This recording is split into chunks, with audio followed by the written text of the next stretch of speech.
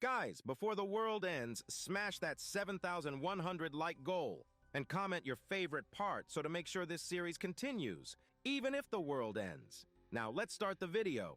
This episode starts from the same place where the last episode ended. Seo-jun still has the same white-colored dragon pendant in his hand. Seeing this, Aileen gets very scared and immediately questions him, her voice filled with fear, telling him that the white dragon pendant should not be in his hands.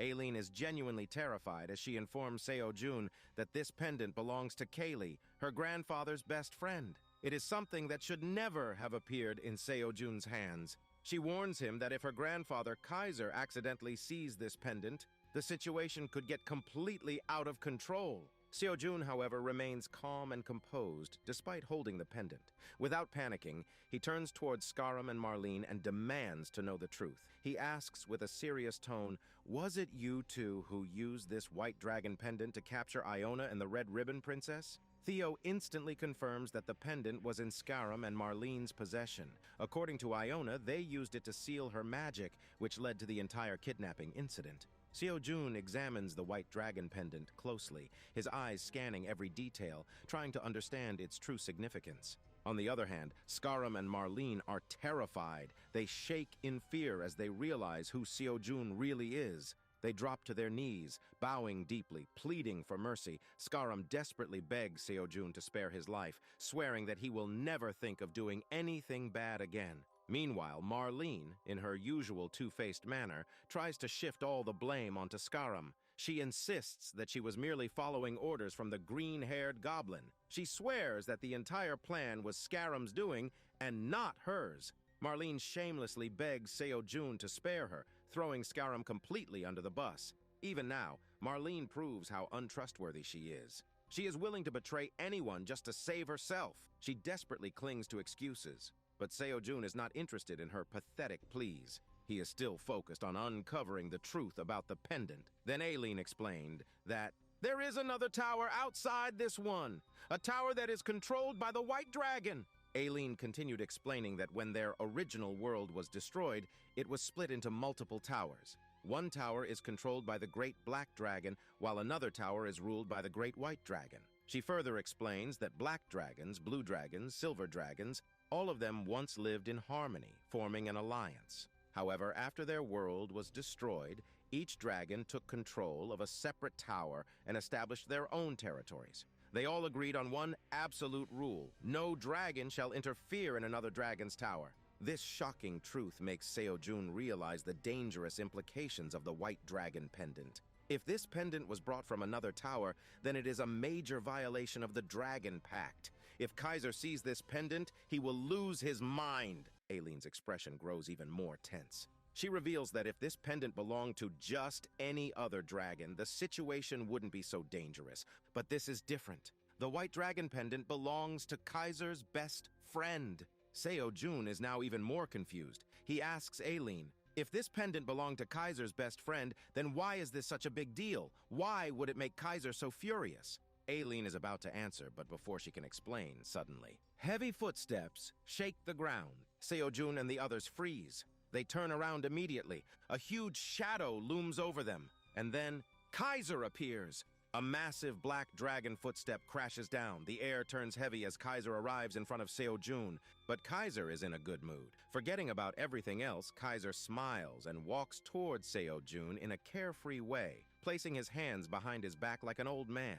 With a gentle and innocent expression, he looks at Seo-jun and says, "I'm feeling a little hungry. Do you have anything good to eat?" Despite being a legendary great black dragon, Kaiser is acting like a regular old man just looking for a good meal. However, not everyone is as relaxed as Kaiser. For those who have never seen a great black dragon before, like Hegel, Iona, and the Red Ribbon Princess, this is a terrifying moment. Their eyes widen in shock. Their bodies freeze in fear. Iona's mouth hangs open. She had always saw Seo-jun as a great black dragon in human form. But this is a real black dragon in front of her. The sheer size of Kaiser overwhelms her. She can't believe her eyes. On the other hand, Kaiser finally takes notice of the newcomers. His expression shifts slightly. He looks at Hegel, Iona, and the Red Ribbon Princess and becomes more serious. His eyes sharpen as he scans them. Hegel immediately bows his head in respect. Iona follows, lowering her head deeply. We already know that Hegel and Iona worship the great black dragon like a god.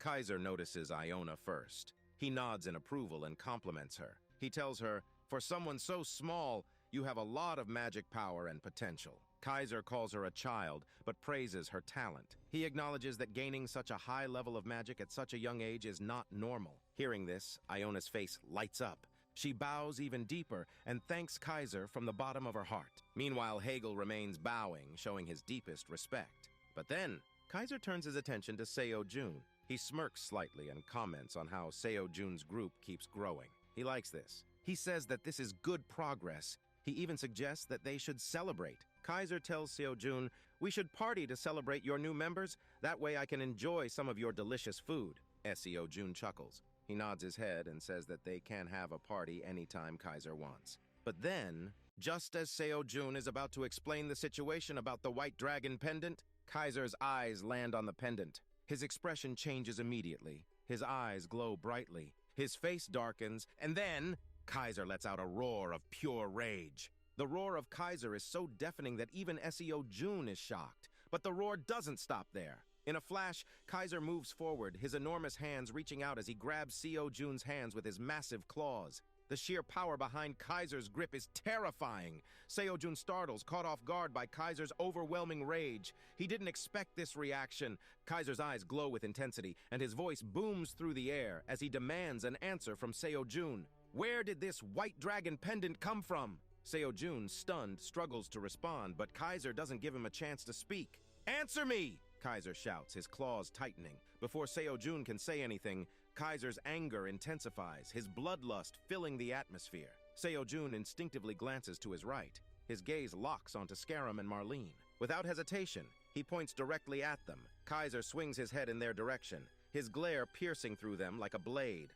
Seo Jun quickly explains how Iona was kidnapped, how Scarum and Marlene used the white dragon pendant to seal her magic. Seo Jun had been interrogating them about the pendant's origin when Kaiser interrupted the scene. Kaiser's fury reaches its peak, his face twisting in pure rage as he lets go of Seo Jun and turns towards Scarum. With a powerful voice that shakes the ground, he roars, "This is a taboo!" His anger erupts like a volcano. "It is a rule that no white dragon artifact shall exist in this tower." The entire atmosphere shudders under his aura. Scarum's body trembles violently, his face draining of color. He stutters in pure fear. "Please, I didn't know! I swear, I didn't realize it was forbidden!" His body shakes uncontrollably, his legs turn to jelly, and he collapses to his knees, begging for mercy. Marlene, on the other hand, stands frozen in fear. Her voice cracks, barely managing to whisper, I just made a mistake. Please, have mercy!" But Kaiser's eyes burn with fury.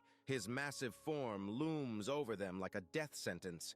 Even Oren, who had nothing to do with it, is so scared that his entire body locks up. Even Hegel trembles in fear. Kaiser's aura is so intense, so overpowering that anyone with a weak heart would collapse on the spot. At this moment, Kaiser looks like the embodiment of destruction. His gaze pierces through Scarum like a spear. It feels as if he's scanning Scarum's very soul. Scarum stops breathing, his lungs lock up, his vision blurs, and his body goes numb. A strange blue energy begins to swirl around Kaiser before blasting into Scarum's body. The blue aura enters his heart, expanding rapidly. Scarum's eyes widen in horror, his lips trembling, his entire body convulsing. He tries to scream, but no sound comes out. Kaiser's power fully engulfs him. Then, in the next instant, Scarum's body explodes. Boom!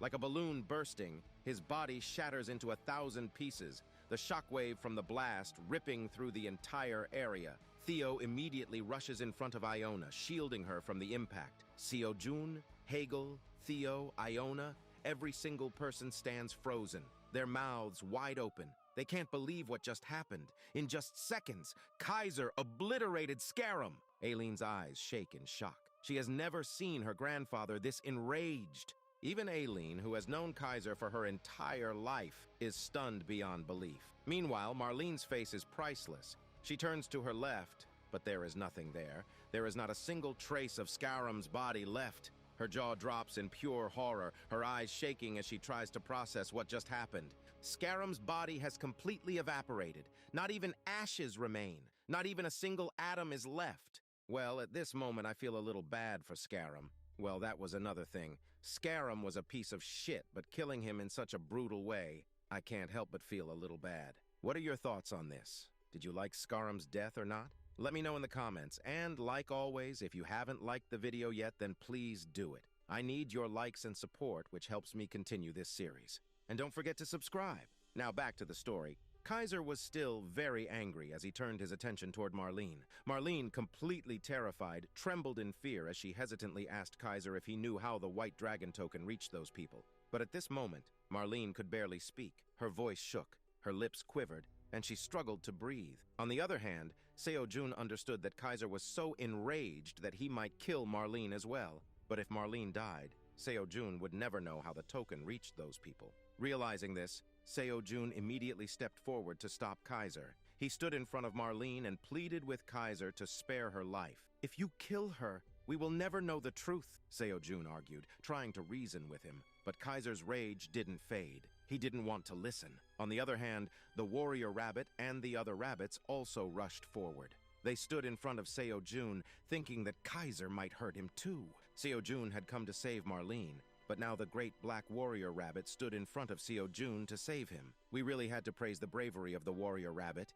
He genuinely loved his uncle Seo-jun a lot. But Kaiser's temper didn't cool down. His voice boomed as he told Seo-jun to stay away from him. Seo-jun, however, refused to back down. He tried again to explain that if Kaiser let his anger control him and killed Marlene, they would never uncover the truth. But Kaiser never listened to anyone. In the next moment, Kaiser summoned his blue atom destroyer in his massive claw. The deadly energy swirled, and he threatened Seo-jun directly. "If you don't stay away, I will kill you too!" Kaiser shouted. But as soon as Kaiser lifted his claw toward Seo-jun, something unexpected happened. A strange system notification suddenly appeared, surprising Kaiser. But this wasn't just any system notification. It was from Aileen. Aileen was beyond pissed off. "How dare you!" she shouted in pure rage. "How dare you even think of harming Seo-jun!" Aileen was so furious that she started scolding her grandfather like never before. But Kaiser snapped back. "Aileen, you know how much I hate the White Dragon. Don't interfere in my business!" Kaiser growled, his voice booming. Aileen's anger intensified. She clenched her fists, her eyes burning with fury. "I really hate you, Grandpa!" she screamed. "I don't care what you do, but if you hurt Seo-jun, I swear I will never talk to you again." Aileen didn't stop there. In her blind rage, she opened multiple system notifications. Her hand moved rapidly, and with a sharp glare, she made her final decision. "From this moment forward, Seo-jun will cut off Kaiser's connection to this tower." Kaiser's eyes widened in pure shock. His anger instantly faded, and panic set in. He tried to stop her. "Aileen, wait! Stop! I didn't mean to—" Kaiser frantically tried to apologize, but it was too late. Aileen pressed the yes button. The moment she confirmed the action, Kaiser's entire body froze. His life energy disappeared instantly, his voice vanished. His massive form stood still like a stone statue. He could no longer speak, move, or again react. He had been cut off. Seo-jun called out to Kaiser. "Kaiser, hey, say something!" But Kaiser didn't respond. He didn't move. The entire room fell silent. Aileen, her eyes still burning with intensity, took a deep breath. Deep down, she genuinely loved Seo-jun, really loved him. But now everyone, including Seo-jun, stood in complete shock. Nobody knew what had just happened. On the other hand, Seo-jun finally breathes a sigh of relief and turns toward Aileen, thanking her. He had thought that maybe, because of his anger, Kaiser would not do anything wrong, that maybe he wouldn't actually kill Seo-jun. But thanks to Aileen, Seo-jun is safe. For this, Seo-jun expresses his gratitude. Aileen replies that for now, she has cut off Kaiser's connection to the tower, and maybe from now on, she will never speak to Kaiser again. Seo-jun, still confused, asks Aileen why Kaiser became so angry. "Is it normal for a dragon to react with such rage upon seeing another dragon species?" Seo-jun questions. Aileen, sitting quietly, explains that this isn't the case. In fact, all dragons were once on good terms and were allies. Even now, most dragons still maintain their alliances, but there is a long-standing problem between the White Dragon and the Black Dragon. A long time ago, the Great Black Dragon Kaiser and the Great White Dragon were very close,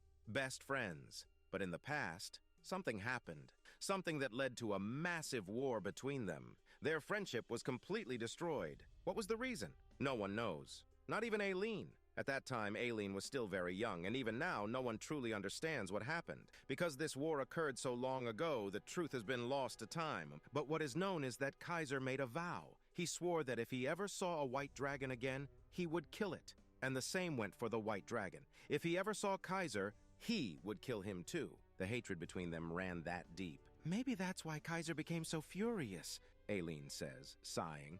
Even though she understands her grandfather well, she apologizes on his behalf. She knows that deep down, Kaiser would never actually kill the white dragon. In reality, he couldn't. But in his blind anger, he lashed out, trying to instill fear. But despite knowing this, Aileen was still angry with her grandfather. His behavior was unacceptable, and she would not forgive him easily. Yet, at the same time, this was the first time in hundreds of years that Aileen had seen her grandfather this enraged. Now she can't help but wonder, what exactly did the white dragon do to make Kaiser so furious? Even Seo-jun is thinking the same thing. What happened between the great black dragon and the great white dragon to cause such deep-seated rage? But right now, the biggest issue is figuring out how to calm Kaiser's fury. Seo-jun knows that something must be done. His attention shifts toward the token of the great white dragon. He wonders if he can find out where this token came from, who brought it into this tower, and why. Maybe then, Kaiser's anger will subside. Determined, Seo-jun turns to Marlene. He remembers that Marlene also had a token of the great white dragon in her possession. So now, he demands answers. Marlene, where did you get this token? Marlene, genuinely terrified, trembles in fear. She should have been the one to die instead of Scarum, but somehow, fate had spared her. But the opposite had happened. Well, there was nothing anyone could do now. Marlene continues crying uncontrollably. Her body shakes as Oran holds her in his arms. While Marlene cries uncontrollably, she is so terrified that she can't even open her mouth. She just sits there, trembling, sobbing loudly, completely consumed by fear. On the other hand, the scene shifts, revealing a raging Kaiser, breaking everything in sight. In fact, Kaiser has completely destroyed the controller that allowed him to interact with Seo-jun and the others in the tower by controlling the massive stone statue. Kaiser is so enraged that his son, Anton, rushes in, eyes wide with concern. He immediately asks what happened. What could have made Kaiser this furious? Anton, genuinely worried, asks if something happened to Aileen. Did her health worsen? Is she in danger? He questions frantically. But Kaiser, his tone shifting, calmly explains that he destroyed the controller because he was happy. Happy? Kaiser suddenly doesn't look as furious anymore. His expression seems calmer, almost collected. Kaiser admits that smashing everything helped cool his anger down a little. Kaiser is just like my sister. Whenever she gets angry, she breaks everything. One time, she even broke my laptop. Now back to the story. Kaiser continues, explaining that Aileen has completely blocked all notifications from him, effectively banning him from the tower. Until Aileen decides to unblock him, he will have no way to interact inside the tower. Anton, now visibly frustrated, scolds Kaiser. He reminds his father just how expensive that machine was. Do you have any idea how costly this device is? How valuable it was? Repairing it will cost a fortune, Anton snaps. But Kaiser simply shrugs. To him, all of this is secondary compared to what happened inside the tower. Because inside the tower, Seo-jun found the token of the Great White Dragon. As soon as Anton hears those words, his breath hitches. He knows exactly why Kaiser is so furious. In the next moment, Kaiser's anger explodes again. Grinding his teeth together, Kaiser snarls. The Great White Dragon is spreading his influence, making the residents of my tower use his item infused with his energy. This is a declaration of war. According to Kaiser's dictionary, such an act is unforgivable. Kaiser spins on his heels and, with a thunderous voice, commands his son, "Summon the army. Call the forces of the Great Black Dragon. There is no other option left. This means war." Kaiser roars, his voice shaking the entire plane. How dare the Great White Dragon bring his item into my tower? Now there is only one solution: war. Anton, desperately trying to reason with his father, pleads, "Father, if you go through with this, many dragons will die. Are you really willing to cause a war over this?" But Kaiser remains relentless, unyielding. All of these things should have been considered before they brought the Great White Dragon's energy into my domain. Now there is no turning back. His tone grows somber, laced with old pain. I cannot forget what happened in the past. The Great White Dragon will pay for his actions. With those final words, Kaiser spreads his wings, his form disappearing into another plane. Anton, watching his father depart, stands frozen. His mind races, his stomach twists. He can feel it in his bones. Something terrible is about to happen, a bloodbath. The scene shifts once again, bringing us back to the 99th floor. Here, Merlin finally breaks down, crying loudly. Her voice shakes as she desperately explains that she genuinely does not know where this white dragon token came from. According to her, it was Tariq who gave them this white token. Tariq had been brought to Merlin by Scarum, and beyond that, she has no further information. Sobbing uncontrollably, Merlin repeatedly bows down before Seojun, begging for her life. She pleads again and again, desperately asking Seojun not to kill her and to let her go. In return, she swears she will do anything. Seojun listens carefully, his expression unreadable as he stands among his monster companions. Meanwhile, Iona speaks up, telling Seojun that Merlin appears to be telling the truth. Iona recalls that back when she was captured, Tariq had also mentioned something similar. He had claimed that he was the one who provided Scarum and Merlin with the white token to help them kidnap Iona and the Red Ribbon Princess. Hearing this, Seojun turns to Iona, his brows furrowing. If that's the case, doesn't that mean Tariq had direct contact with a white dragon? But Iona quickly shakes her head, explaining that such a thing is impossible. Tariq is nothing more than a pawn in this game. He works directly under Greed, meaning it's more likely that he obtained the token from Greed himself. Now the real question is, where did Greed get this white token from? While Iona is deep in serious discussion, the background is filled with a completely different scene. Baby Bear and the purified entity are playing joyfully, completely unaware of the tension. At the same time, Elka, the chief, watches them closely. For him, seeing a purified entity for the first time is fascinating, a completely new experience. But back to the main story. Iona, her tone serious, explains to Seojun that Greed is not as intelligent, resourceful, or wealthy as he appears to be. He's just a greedy, shitty pig, she scoffs. He doesn't have the brains to control an entire tower on his own.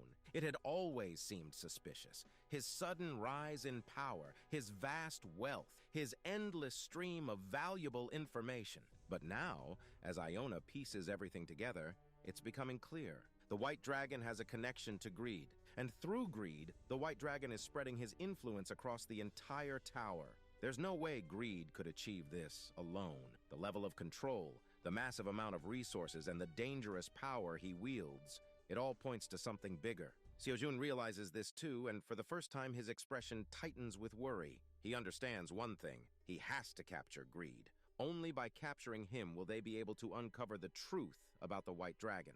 Lost in thought, Seojun's mind races with strategies. Iona and Theo quietly listen, watching him carefully. But one person is completely detached from the discussion: Red Ribbon Princess. For some reason, she looks distraught. Meanwhile, in the background, Baby Bear suddenly grows in size. The baby bear, full of excitement, throws purified entity high into the air. Seeing this, Chief Elka panics, his body tensing. He watches in horror, worrying that the baby bear might accidentally send baby purified entity crashing into the ground. With instincts kicking in, he rushes to catch him, resulting in a cute, chaotic moment. On the other hand, Warrior Rabbit notices Red Ribbon Princess's sadness. His ears twitch in concern. Hoping to lighten the mood, he turns to Seojun and offers a suggestion. All these tensions can be dealt with later, Warrior Rabbit says. Our guests have traveled a long way. They must be exhausted. First, we should find them a place to rest and feed them well. After all, these issues won't be solved immediately. Seojun blinks, a little startled by the suggestion. Even Red Ribbon Princess looks up, caught off guard. Seojun lets out a small laugh, scratching the back of his head. I completely forgot, he admits. He realizes that despite these guests visiting his home for the first time, he hadn't even offered them food or rest. All because he had been distracted by everything that had happened. But now, Seojun claps his hands together, standing up. Black Warrior Rabbit is absolutely right. First, let's eat. We'll feed our guests and let them rest. After that, we'll sit down and make a foolproof plan to capture that disgusting pig. As Seojun says this, he suddenly takes notice of something else. Warrior Rabbit keeps sneaking glances at Red Ribbon Princess. Seojun raises an eyebrow, a teasing smirk forming on his lips. It seems someone is getting a little too interested in their new guest. Seo-jun instructs Warrior Rabbit to take the princess to a place where she can rest, while Theo assures Seo-jun that he will take Iona to her resting place. On the other hand, Orin and the other rabbits take Merlin to a secured location where they can keep her under observation. As they walk away, Iona suddenly turns back and glares at Merlin, her voice cold and unwavering. She declares that even if the great black dragon has spared Merlin, Iona will not. It is illegal to use unauthorized items from outside the tower, a crime punishable by death. Because of this, Iona refuses to let Merlin go unpunished. She heads straight to the association, determined to ensure that Merlin faces the consequences. Hearing this, Merlin's face crumbles. Tears well up in her eyes as she starts sobbing uncontrollably, her voice trembling as she pleads for mercy. Seeing Merlin cry, Theo hesitates for a moment. A flicker of doubt crosses his face before he turns to Iona, his voice softer than before. Iona, Merlin genuinely didn't know that this item came from outside the tower, he says. He knows Merlin is a bitch, but isn't Iona being too harsh? However, the moment those words leave Theo's mouth, Iona's eyes widen with rage. Her cheeks puff up and her aura flares as she snaps at Theo. Without warning, she grabs his cheeks and pulls them hard, her grip furious. "Oh, so now you care about Merlin, huh?"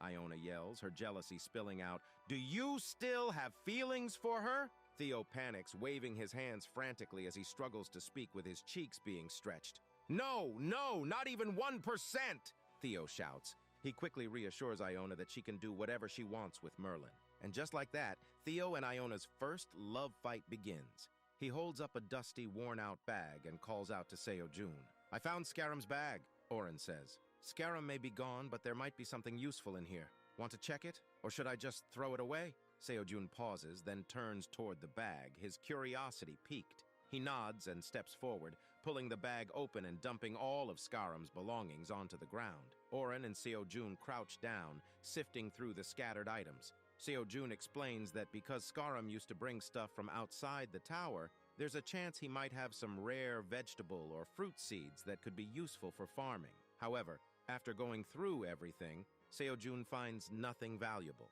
Just when he's about to give up, his fingers brush against something hard, a strange old key. Lifting it up, Seo-jun inspects it carefully. Orin immediately recognizes it. "That's the key I found earlier inside Scaram's coat," Orin says. "Scaram said it belonged to his storage room." Hearing this, Seo-jun grins and claps Orin on the shoulder. "Good job, Orin," he says, genuinely pleased. Seeing this, Theo feels a tiny sting of jealousy. Right in front of him, Seo-jun is praising his subordinate, which he doesn't like at all. However, before he can say anything, something unexpected happens. As soon as Seo-jun grips the key firmly, multiple system notifications suddenly appear before him. The system declares that the key is now dead. Its original owner has disappeared. Because Seo-jun was the first person to touch the key after Scaram's death, the key has now recognized him as its new owner. Just then, boom! Boom! Door crashes from the sky, landing right in front of Seo-jun, ending right in front of Theo.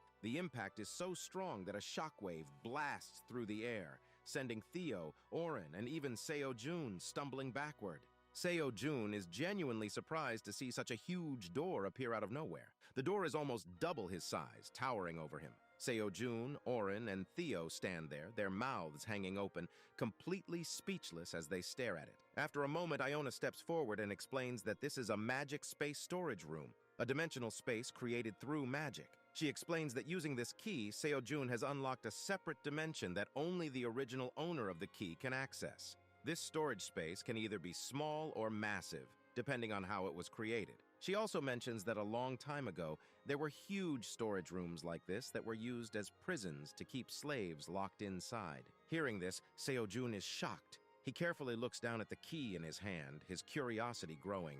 He wants to know what's behind that door. Slowly, Seo-jun steps forward and inserts the key into the keyhole. As soon as he does, the door creaks open. Seo-jun pushes it further, and he, Theo, and Iona cautiously step inside. Orin, on the other hand, is very hesitant. His instincts are screaming at him not to enter, but he still follows behind them, sticking close to Seo-jun. As soon as they step into the storage room, they immediately realize that this place is not small at all.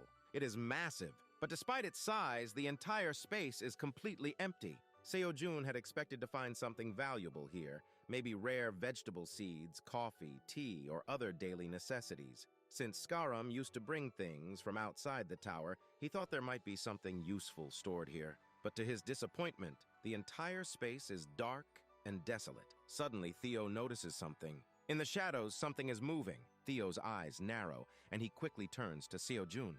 "I can see something moving in the dark!" Theo shouts. Seo-jun immediately turns his gaze in the same direction, and then he sees it, a small, mysterious creature. It looks like a black shadow, slowly shifting in the darkness. Theo's instincts kick in. He enters battle mode, his entire body tensing as he prepares to attack. His voice booms across the empty space as he shouts at the unknown being. "Whoever you are, show yourself! Raise your hands and step forward, now!" But the mysterious creature is terrified. Its voice is weak and trembling as it pleads for mercy. "Please, don't kill me! I'll do whatever you say! Just don't kill me!" Seo-jun immediately notices something in the creature's voice. It has been beaten before, abused. It sounds like it has been living in fear for a long time. Seo-jun feels a pang of sympathy. He slowly kneels down and speaks in a gentle tone, trying to calm the creature down. "We're not here to hurt you," Seo-jun says softly. "I just want to be friends.